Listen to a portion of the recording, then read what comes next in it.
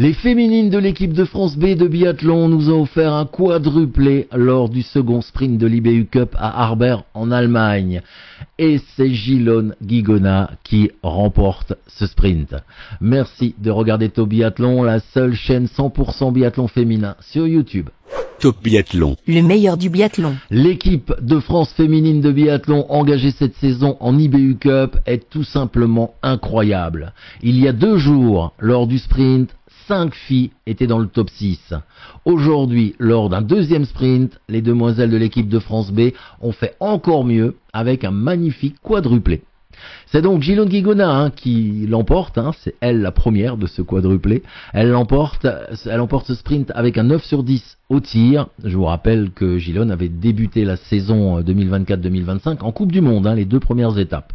Deuxième, Amandine Mangin, qui vient d'ailleurs de rejoindre l'IBU Cup. Elle confirme sa victoire de jeudi lors du sprint en terminant deuxième avec également un 9 sur 10 au tir. Troisième, 19 ans. Elle a que 19 ans, Voldia Galmas-Paulin. Elle a réussi un 9 sur 10 et surtout elle a réussi son premier podium sur le circuit B du biathlon mondial.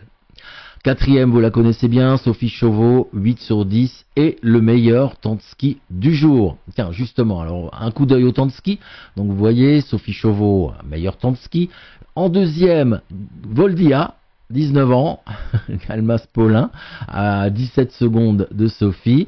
Troisième meilleur temps de ski, c'est Gilone Guigona, à 18 secondes, donc quasiment le même temps que Voldia. Quatrième, c'est Amandine Mangin. Septième, Camille Bénède et Louise Rogel, la plus jeune, 18 ans. Elle affiche le 15e temps de ski. On revient au classement de ce sprint avec la 7e place de Camille Bénet, donc nouvelle leader du classement général. Eh oui.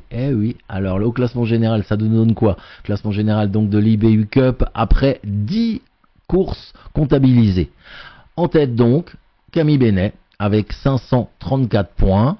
Deuxième, Paula Bottet avec 531 points, mais pour l'instant elle ne joue plus dans la course puisqu'elle est dans l'équipe A, elle est passée en équipe A et elle œuvre en Coupe du Monde. Troisième, Chloé Chevalier, 377 points, elle est toujours dans le classement, même si elle a une autre raison qu'elle est plus dans la course, tout simplement parce qu'elle a décidé d'arrêter sa carrière de biathlète.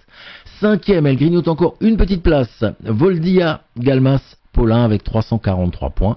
Après, nous avons Gilone Guigona, qui, maintenant qu'elle est de nouveau en IBU Cup, commence à remonter. Elle est 12e. Fanny Bertrand, 16e. Amandine Mangin, qui vient d'arriver, 21e. Sophie Chauveau, 28e. Et Anaëlle Bondou, qui est toujours classée 40e.